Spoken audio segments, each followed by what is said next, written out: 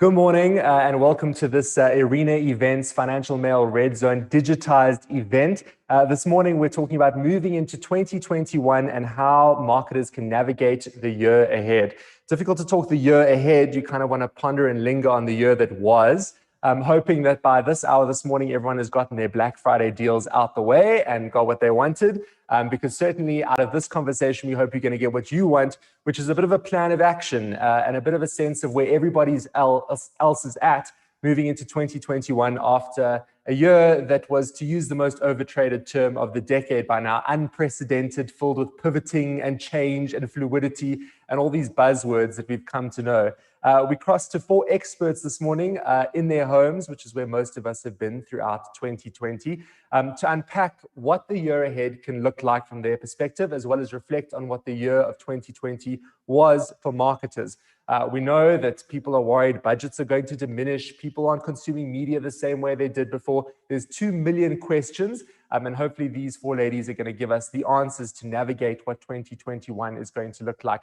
Joining us this morning is a head of marketing at Discovery Vitality, Celeste Williams, marketing manager at Showmax, Vuyo Mhlophe, brand communications manager at Adidas Originals South Africa and Emerging Markets, Deborah Dutton, and Charmaine Mavudzi, head of consumer experience portfolio at Volvo Cars South Africa. So technically, if you drive a Volvo and you are with Discovery Vitality and you go on a treadmill using your Adidas shoes while you've got the Vitality watch counting the steps and you watch Showmax, these 4 ladies will resonate with you, and that's how they all work together without really knowing it.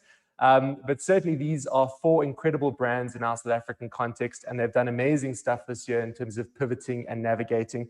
So let me come to you first, Vuyo. COVID kind of happens. People are suddenly in lockdown. The whole Showmax team is taken out of the office and at home, have 1,000,001 plans that almost have to kind of go out the window or be tweaked. Take me back to sort of March and what was happening inside those team calls in terms of pivoting and moving, because certainly you guys did that really fast this year.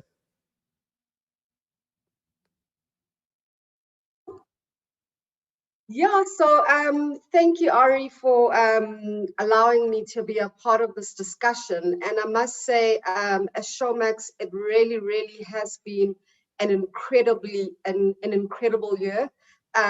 So in March, when lockdown started, the business made a decision that we all work from home, and we literally only going back into the office in March 2021.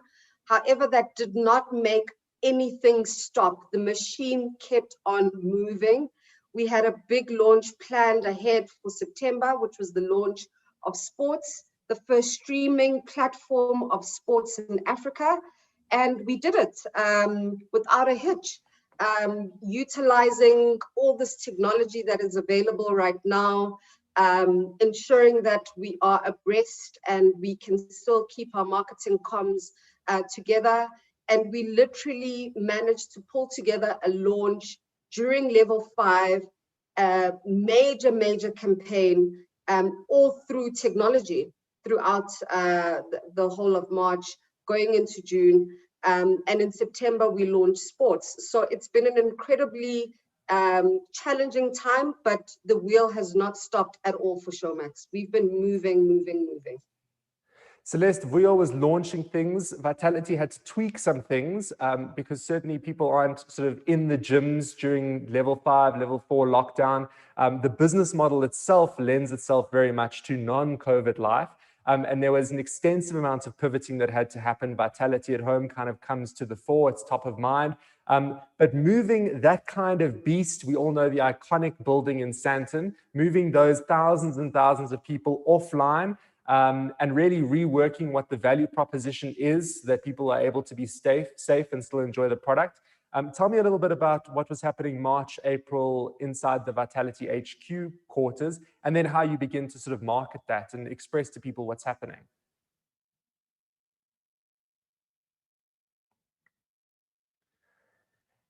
And Celeste is going to ponder that for a second as she reconnects. But let's cut quickly to Deborah over in the sort of Adidas space.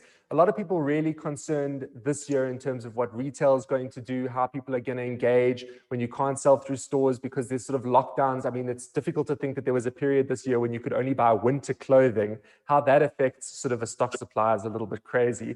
But take me sort of back to those initial days of COVID-19 and the lockdown from an Adidas perspective, in terms of how you guys sort of tweaked and changed what you were doing to meet what the market was kind of going through.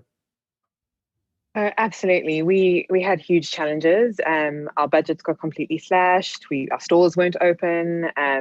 One of our leading agencies that had been a partner with us for several years actually closed down because of COVID. So we were like newborn children with no resources.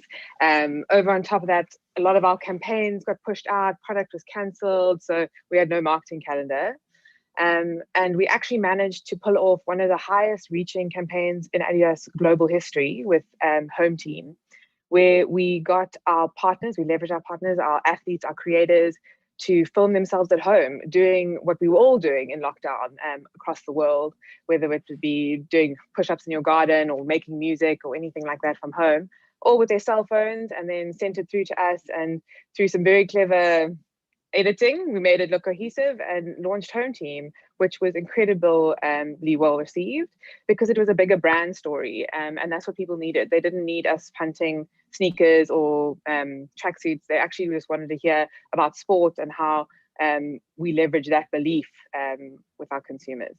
Yeah. Celeste, this is a great segue to come back to you because we're talking about being active, we're talking about sport.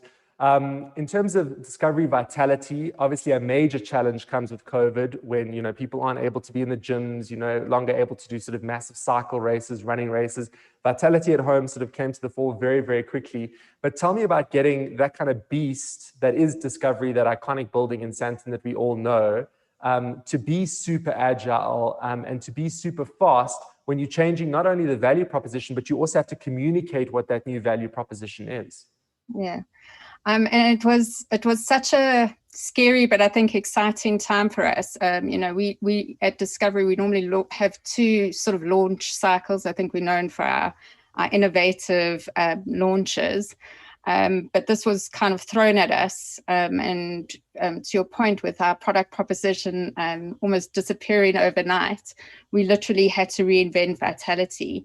So within those 21 days, we'd launched Vitality at Home. As most of you might know, is a lot of our pillars of vitality are based on fitness, nutrition, sort of mental well-being, and having your assessments and your health checks done. So we quickly brought it all online. I mean, to everyone's point, I think having the amount of digital technology at our disposal now, but the teams were just incredible, I think, in terms of pulling together and our partnerships. I think that was also incredible in terms of how we managed to launch a fitness channel online, still get people earning their points, although digitally. We also managed to, we have a healthy food studio in the building.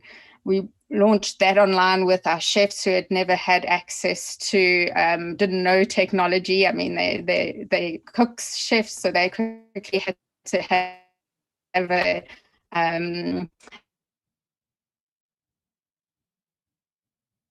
certainly a lot of change at Vitality there. A crash course in technology, and we took. And the buffering of 2020 as well, something we're well aware of, which is a nice way for me to come to sort of you, Charmaine, in terms of the buffering of the consumer experience. You are the head of consumer experience portfolio at Volvo Cars South Africa. And we're going to sort of get into what consumer experience means moving into 2021. But consumer experience, certainly at the beginning of the year, we had a different idea of that. I think consumer experience, quite sort of tactile, sort of quite in-person. Consumer experience, though, now, would you say, is it more digitally driven in a Volvo context, or has consumer experience evolved with COVID and with the pandemic to take on a new meaning? Thanks, Ari, and thanks for having me on this platform. Absolutely, there has been some evolution as a result of COVID, I definitely can say. I think similar to Deborah, we've experienced quite a challenging year in that a lot of our touch points are in brick and mortar, and that is our dealerships. And that's really where we manage to interact with consumers and to deliver our value proposition seamlessly, while still leveraging the digital platforms, of course. What we have found is, as an industry at large, consumer experience is taking a shift. I think it's been propelled, though, by the impact of COVID, in that at the beginning of the year, it was a little bit slower. Obviously, now with consumers being at home with no contact, you found that we've had to adapt and look at e-commerce and look at the consumer journey from start to finish, in terms of how do we reach a consumer through our digital campaigns, and also how do we then get them to interact and to experience the product online, and subsequently resulting in sales, right? So I think in terms of Volvo, it really saw the transformation, and this is at a global level as well for us, where we're shifting to a digital first strategy going into 2021. And the consumer experience has become more granular in us understanding what is it that influences them, that drives behavior. But also, how do we transform a product that is used to operating within a traditional space into something that can live within the digital space as well? Well, this is a really big statement that you bring to the fore, and it's great that we've kind of unpacked everyone's intricacies and the nuances of the challenges that they faced in their specific sort of brand context. But this idea and this move to almost digital first, it's sort of great to say in a sentence, but to get that ecosystem of advertising to move to digital first, you consider the majority of marketers in South Africa who are very used to being almost more traditionally led. There's a television, a person turns it on, they see a piece of communications. There's a radio, a person turns it on. It's quite a big shift to say that a brand is almost going digital first. Vuyo, I mean, you've been digital first from the sort of inception of Showmax. Obviously, you still communicate the brand through traditional channels like radio and TV and so on and so forth. But I want to kind of ask you, Deborah, in terms of digital first, in a context like Adidas, where the brand is very bricks and mortar and people trying on a shoe in a store, how does digital first land with you? And what I'm trying to get at is digital first category specific, or are we saying moving into 2021, just put digital top of mind? Honestly, we've really got to kind of just move with the times here. So I want to start with saying that our South African consumer was almost forced to start looking at shopping online because of COVID, which was an awesome thing for us, because as a global strategy, .com is a key pillar. How we're trying to do it from an ADAS perspective is, obviously, when we're doing our channel mix, our marketing mix, the digital elements would come first and foremost. But even bigger than that, we're prioritizing launches on e-com first. So Ivy Park, great example. We had a lead launch on our Adidas site 24 hours before. And that was a global initiative. So in America, US, everywhere launched one day earlier on e-com. And it's a great way to start training the behavior of the consumer, teaching them that is the best place to get our product, and just getting the experience of .com. Over and above that, we've locally started doing a lot more work on blogs, doing much more storytelling through our blog platform. We've got a specific drops platform which talks to the storytelling of our hype product. So just trying to get all of that storytelling onto people's phones, onto their computers, so we can speak to our consumers so much closer, especially now that our stores, or that we had to deal with our stores being closed for so long. Celeste, in terms of the adaptability of sort of discovery, vitality consumers to move with a digital first strategy, it's great for a marketer to sit in a boardroom and say, okay, cool, we're going to be a lot more digital this year. We're going to, do this, and this. It's all going to be on Facebook, Twitter, Instagram, TV, WhatsApp. Don't remember what that is. But talk to me about getting the consumers on board with that, because you can be on the cutting edge of trend, but if the consumers aren't going to follow that journey with you, it kind of goes nowhere. I think you're spot on. I mean, the big thing for us was, and it's all around creating these connections. How do we create connections with people? And what we saw when we started creating our virtual runs is just people still want to connect. They still want to be a part of the brand. They still have this strong affinity to be on these platforms. So I think our social and digital strategy of transferring that into the sort of nutrition and the physical activity space, and doing these pop-up runs, these pop-up workouts, our sort of our partnership with Jeff, all of these things came to the forefront of how do we use our ambassadors, how do we keep creating these online connections, because even in this virtual world that we are all now living through, people are still craving connection. So for us, it was really important for us to make sure that we maintain those digital connections. And certainly connecting in digital is a bit of a different context. And I want to sort of circle back to you, Charmaine, in terms of connecting with audiences.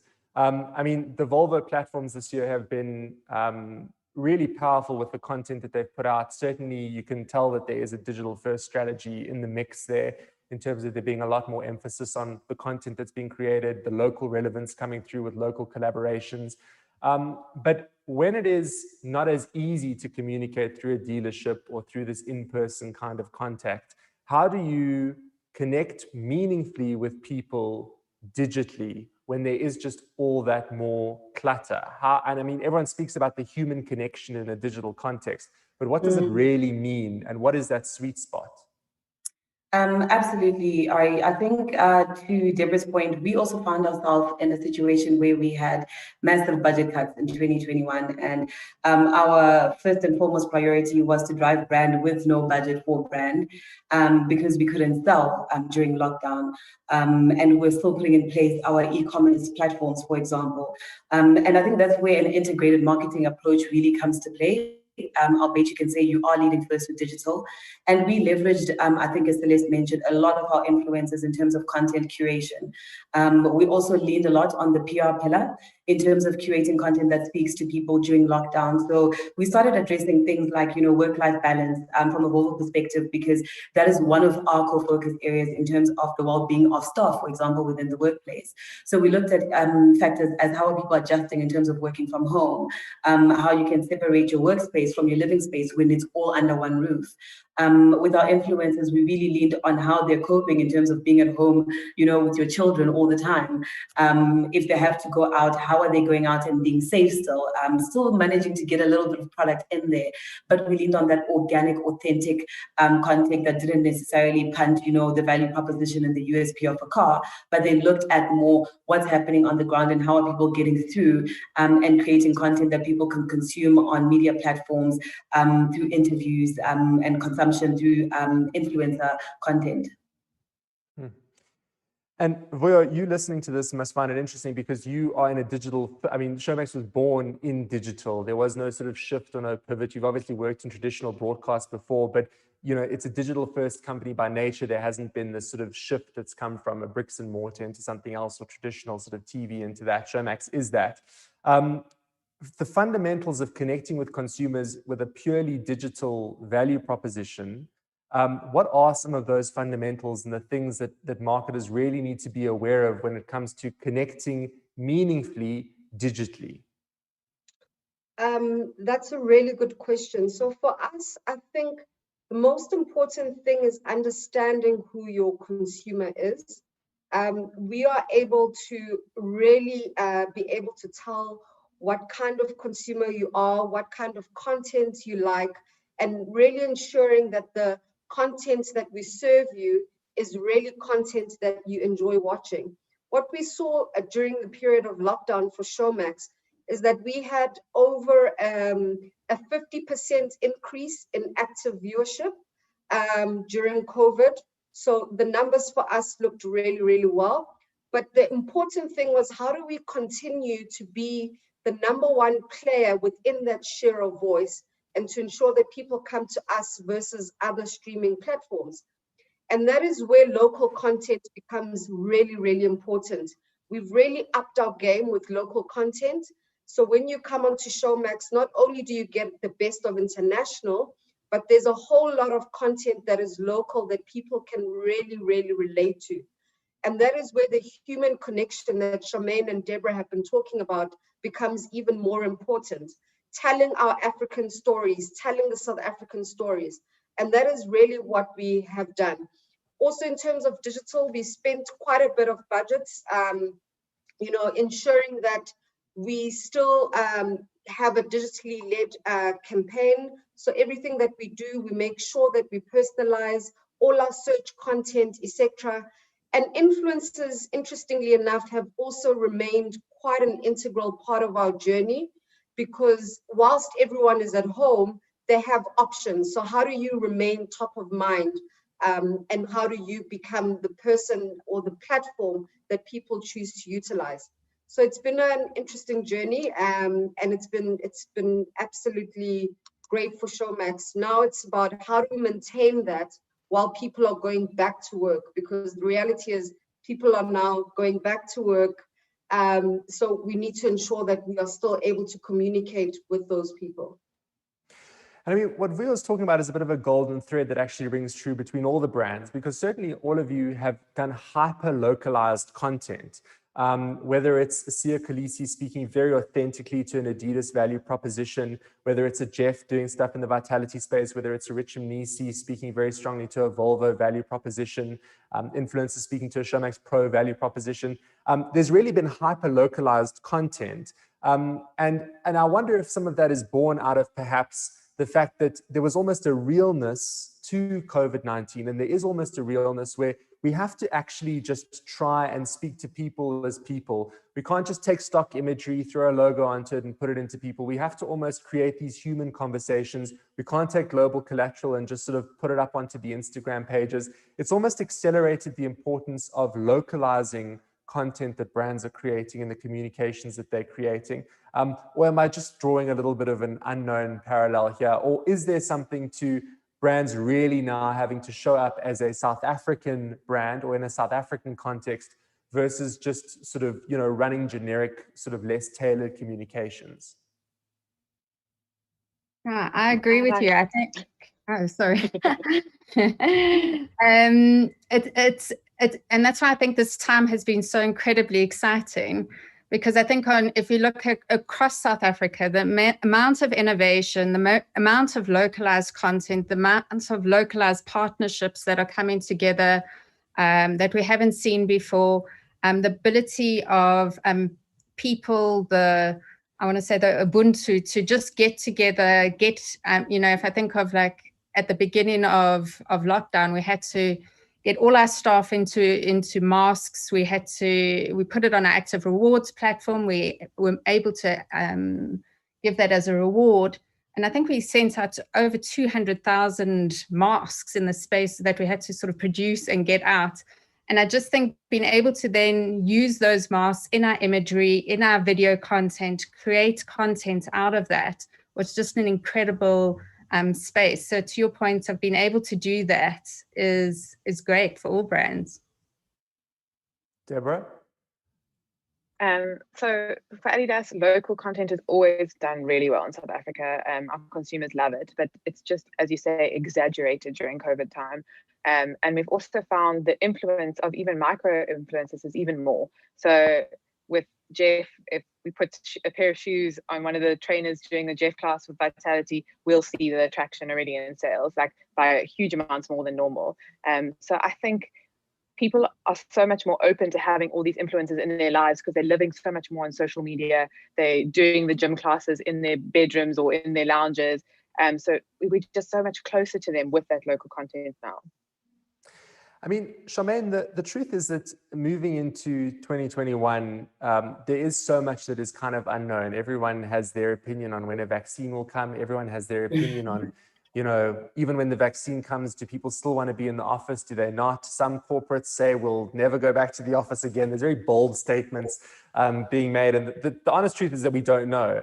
What we do know, though, is that you do have to start facilitating some sort of plan. You know, even if you do have a reduced budget, you still have to put it somewhere. You have to do something every day that's going to try and shift the needle.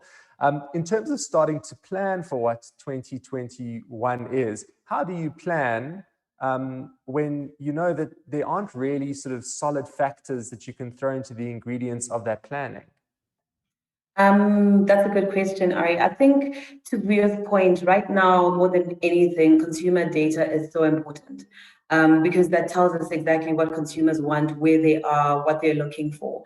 And I think any marketer who's going into that planning phase of 2021 needs to make sure whatever they're thinking of doing is based on consumer behavior and what it's showing us. I think digital is definitely going to continue to grow at a very hyper-fast rate for 2021. So I think that definitely should remain a focus area. I think we're also going to see a lot of e-commerce rising from brands that you usually didn't expect it from. As I mentioned, globally, we're shifting towards that direction where you'll soon be able to purchase a car fully online. But most importantly as well, I think it's tapping into trends within the digital space as well, looking at things like video. How do you leverage it from a brand perspective? Storytelling, how do you deliver your brand proposition via those channels and via those tools and those platforms? I think the nice thing as well with digital is you get more bang for your buck. And if you look at spend from an above the line perspective versus the digital perspective, the difference is vast. So I think again, that's really why I strongly believe that digital is going to be a focus area for us for 2021. Supported largely by PR, because you're also starting to see a close affinity with those two from a planning perspective and from a comms perspective. And that being said, we still need to find a way to still tap into those mass media platforms. We're live this morning talking about moving into 2021 and how marketers can navigate the year ahead with Head of Marketing at Discovery Vitality, Celeste Williams, William Shorpe, Marketing Manager at Showmax, Deborah Dutton, Brand Comms Manager, Adidas Originals, SA and Emerging Markets, and Charmaine Mavudzi, Head of Consumer Experience Portfolio at Volvo Cars SA. There's some questions on the live chat, which we're going to come to in a second, that's to do with algorithms, influences on Instagram, is word of mouth dead? We'll come to those in a second. But Vuyo, I just want to pick up on, you've been in the TV game and now the sort of digital video on demand game for several years. Sometimes it almost feels like brand managers and marketing managers are almost having to become commissioning editors of these content pieces, almost like one would in a channel context. Brands are creating these sort of long form pieces, which, typically 5, 6, 7, 8, 9, 10 years ago in South Africa, you created a 30-second TVC and that was it. Brands are now having these long dialogues. They're allowing other influencers to take ownership of the brand messaging, but still make it authentic to them. And there's that tug of war between what they think versus what we want.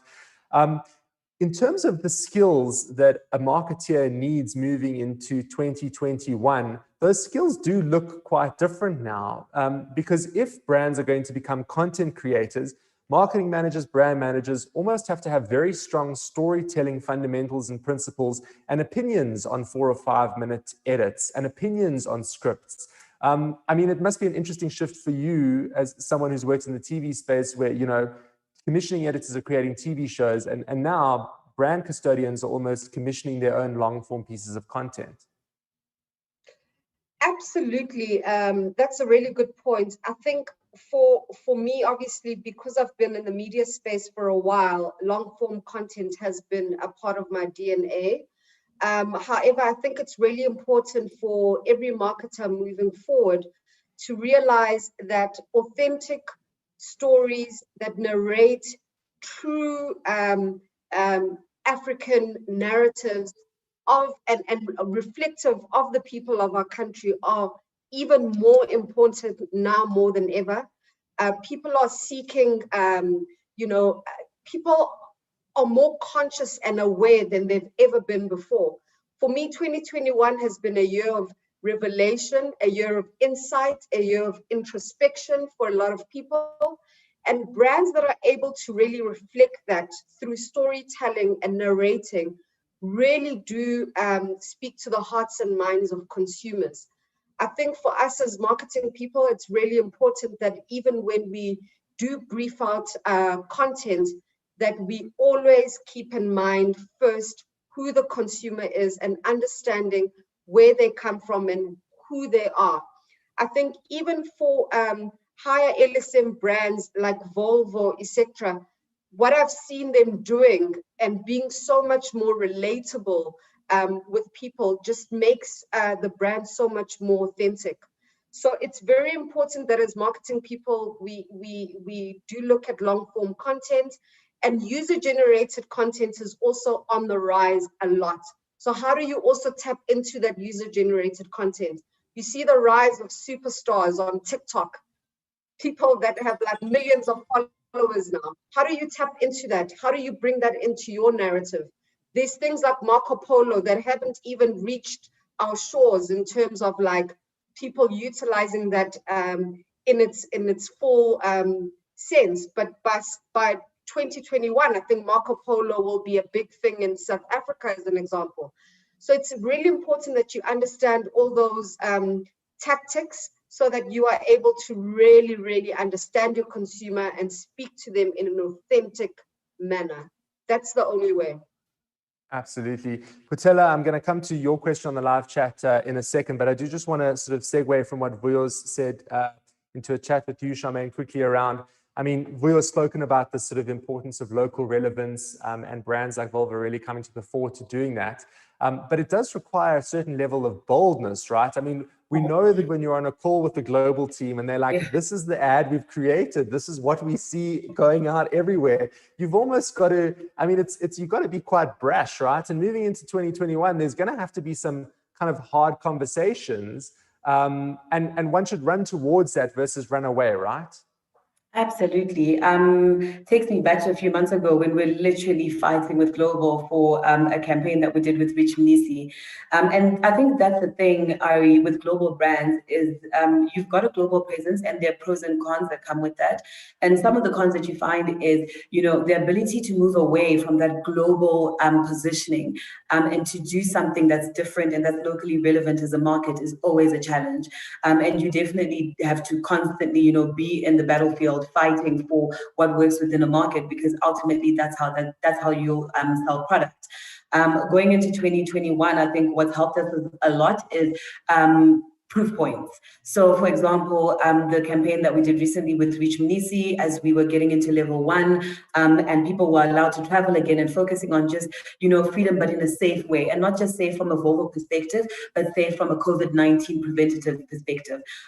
We took that basically, and we are packaging it to showcase the results and the impact that we had, which probably far performed some of the global campaigns that we had rolled out within a South African context. And that basically is what we use to motivate to say in 2021, as a market, we can still plug into the global campaigns and the global direction, but we still need to be able to be allowed some room for localization so that we can tap into local nuances and speak to audiences in a manner in which they understand. It's very difficult to try and sell a Swedish brand within a South African market and not speak anything local.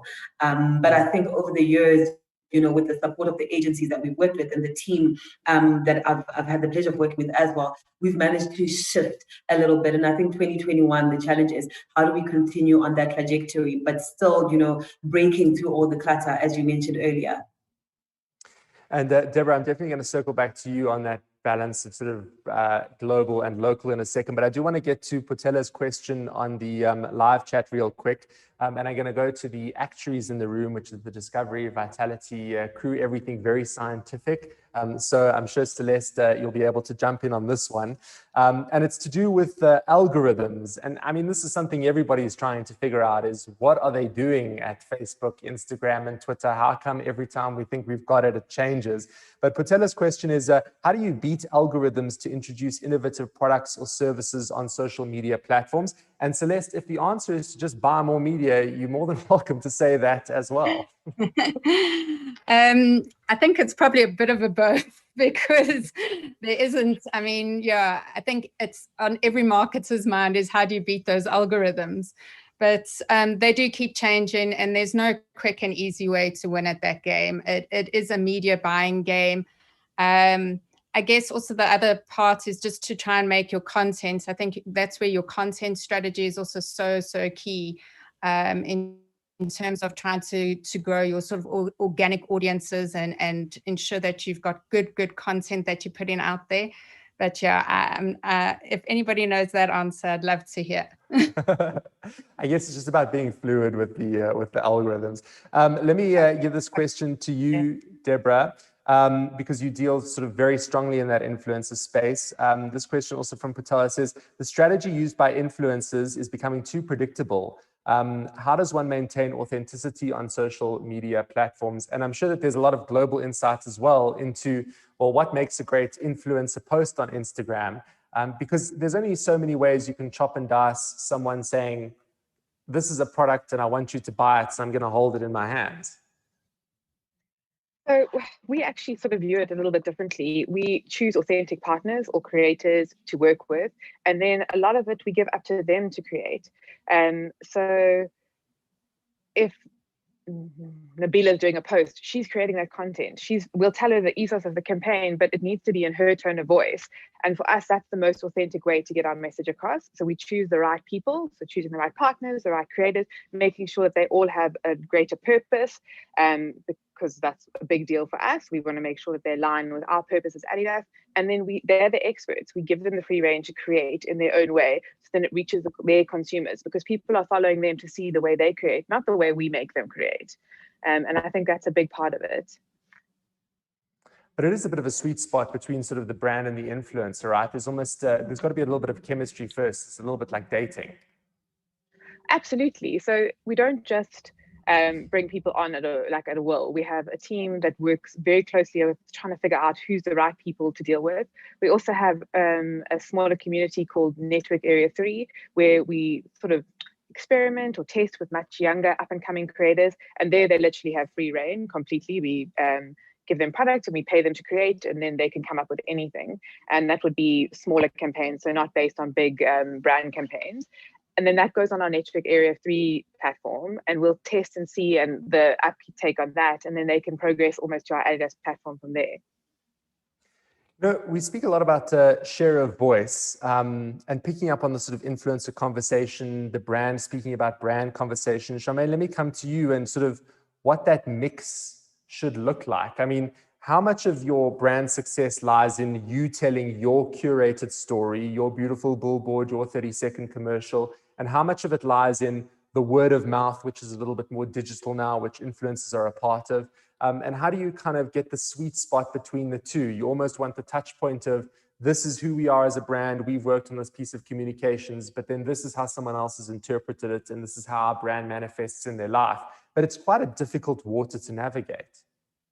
Absolutely, it definitely is. And I think specifically for Volvocar South Africa, we traditionally played in the above the line traditional media space, of which then a lot of it was weighted on, the performance of TV, the performance of our out of home strategy, etc. And then over the past few years, as I mentioned, we've kind of taken a shift into a digital first strategy, where we've been learning and iterating. And I think then your measures become your share of voice on, let's say, search or in the digital space and the realm. But then again, as I mentioned, as well as part of a global network, our measure is not always purely what we do in market with influencers, because if it's a local campaign and it's not part of a bigger global campaign, it doesn't really contribute as much in terms of weighting. Whereas you find if you put some spend behind TVC that is part of a global campaign, in terms of share of voice, that would contribute way more from a global reporting perspective. So it really is a juggling game for us. What we have found in market that's been working quite beautifully really is word of mouth, especially with influencers, with user-generated content, as you mentioned, because a lot of, you find in comparison to some of the other luxury segment vehicles, BMW, Mercedes, Audi, they're brands that have had a strong footprint within our market. They're brands that consumers are very familiar with. They vouch for them. Whereas us, we are pretty much a new player within, being recognized as a luxury segment brand, and also, within the consideration set. So we look for that authenticity when people talk about our cars, and we seem to have managed to grow share of voice by collaborating with personalities, as Deborah mentioned, who are brand fit, who love the brand, and who resonate with consumers that we're targeting. From a UGC and just from a conversation perspective, I look at platforms like Twitter, and we changed our social media strategy completely and became more human in our tonality, started engaging more of the tough, robust conversations where people, would question resale value, would complain about service, maybe in a dealership. And as opposed to giving that, typical robotic response in engaging consumers, we looked at how do we start to sound more human?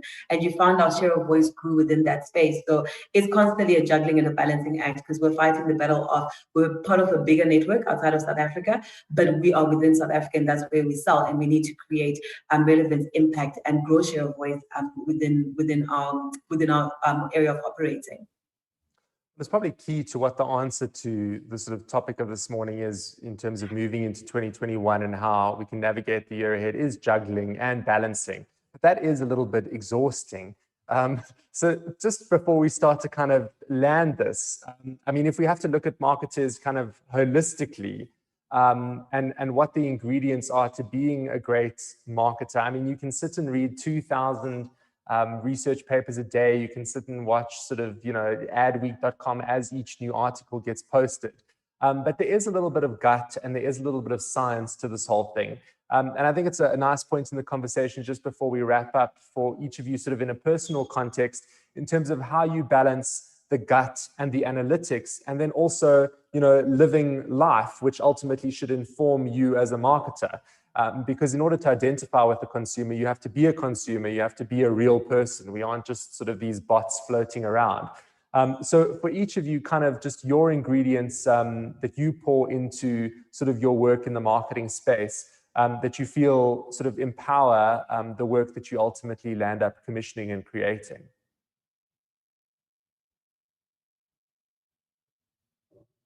Okay, happy to give you my thoughts, Ari. I think a couple of points from my side. The first being, there's been a drastic shift and a dramatic shift in terms of marketers being, or the approach rather to marketing being a strategy push. So as a marketer, this is where I think we need to go. This is my strategy, and this is what we're doing. It's kind of flipped on its head, and it's now consumers telling you, this is what we want, this is where we are, give me what I want, or I'm not buying into your product. They're inundated with options. They've got,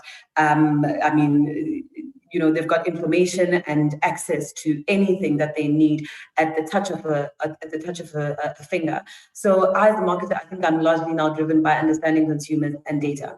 What are consumers doing? Where are they? What do they want? What don't they want? Even if it doesn't necessarily sit well with what I thought would have worked for the brand or the strategic direction that I wanted. So that's one aspect. I think another aspect is really the juggling. Gone are the days of this is my strategy for the year, and Q1, Q2 looks like this, and everything has to work succinctly, and the results are going to be fantastic. Things can change in the blink of an eye. And I think as marketers, we now need to be more agile than ever. We need to be willing to learn, and we need to be willing to listen. And I think lastly, you touch on something very important. We need to have our fingers on the pulse.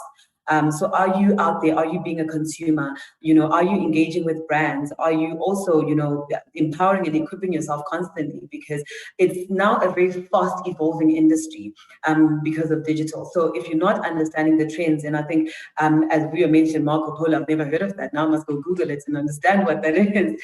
And if you're not at the forefront of what's coming, you easily fall by the wayside. So I think going into 21, it's just more grit and more fluidity, as you mentioned, and adaptability. I'll go next. So I think if I had to sum up one word for marketers, I think going into 2021, it would be resilience. I think you have to have an enormous amount of resilience. The amount of times and reworking and coming up with new ideas, but I think it is about being on the ground. It's living, it's understanding your consumers, it's understanding the data. Marketers need to become data scientists. So it's, you've got to live, understand, breathe your data. You need to understand your customer segments, who you're targeting, who you're aiming at.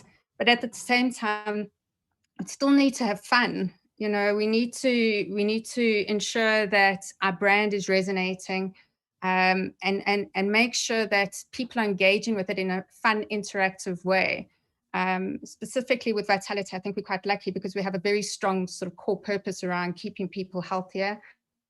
And I think, having that strong purpose governs all our marketing activity. And it's quite clear in things that we need to do. And the other big thing I think that is going to play a huge, huge part going into 2021 is partnerships. And I can't underestimate, I don't think brands can do it on their own anymore.